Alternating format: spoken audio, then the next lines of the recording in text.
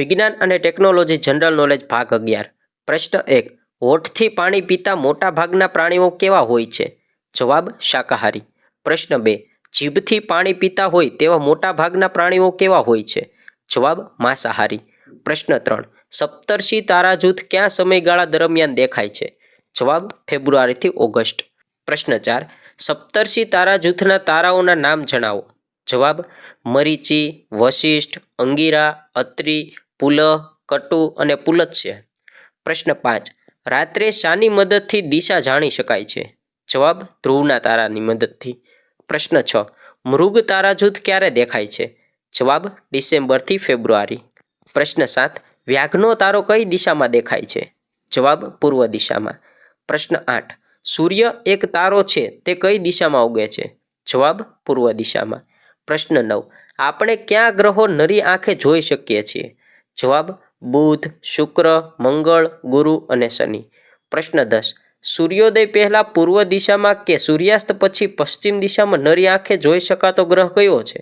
જવાબ શુક્ર. પ્રશ્ન 11 લાલ કલરનો ગ્રહ કયો છે? જવાબ મંગળ. પ્રશ્ન 12 શિકારી તરીકે ઓળખાતો તારો કયો છે? જવાબ વ્યાઘનો તારો. પ્રશ્ન 13 કયા પદાર્થને નિશ્ચિત આકાર હોય છે? જવાબ ઘન પદાર્થને. પ્રશ્ન 14 પ્રવાહી અને વાયુ પદાર્થોને કેવા આકાર હોય છે? જવાબ અનિશ્ચિત આકાર. પ્રશ્ન 15 ઘન પદાર્થમાં સૂક્ષ્મ કણો અણુઓ કઈ રીતે ગોઠવાયેલા હોય છે? જવાબ નજીક નજીક. પ્રશ્ન 16 કયો પદાર્થ ફેલાઈ જવાનો ગુણધર્મ ધરાવે છે? જવાબ વાયુ. પ્રશ્ન 17 પદાર્થમાં રહેલા અણુઓની કુલ ગતિશક્તિને શું કહે છે? જવાબ ઉષ્મા. પ્રશ્ન 18 ઉષ્મા એ શાનું સ્વરૂપ છે?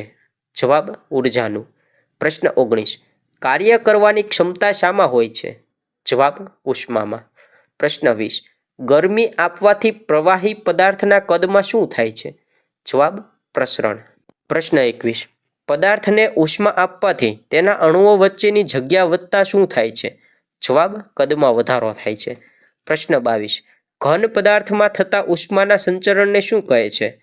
જવાબ ઉષ્માવહન. પ્રશ્ન 23 પ્રવાહી અને વાયુમાં ઉષ્માનું સંચરણ થાય છે તેને શું કહે છે? જવાબ ઉષ્માનયન. પ્રશ્ન 24 કયું પ્રવાહી ઉષ્માનયનની રીતથી ગરમ થતું નથી? જવાબ પારો. પ્રશ્ન 25 પારો કઈ રીતથી ગરમ થાય છે? જવાબ ઉષ્માવહનની. પ્રશ્ન 26 સૂર્યમાંથી મળતી ઉષ્મા પૃથ્વી પરના વાતાવરણને ખાસ અસર કર્યા વગર જમીન પર પડે છે તેને શું કહે છે? જવાબ ઉષ્મા વિકિરણ.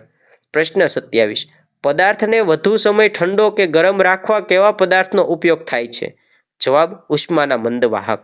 પ્રશ્ન 28 લાકડાનો વહેર, થર્મોકોલનો ડબ્બો, કાચું ઊન વગેરેનો શો ઉપયોગ થાય છે? જવાબ પદાર્થને લાંબા સમય ઠંડા કે ગરમ રાખવા માટે.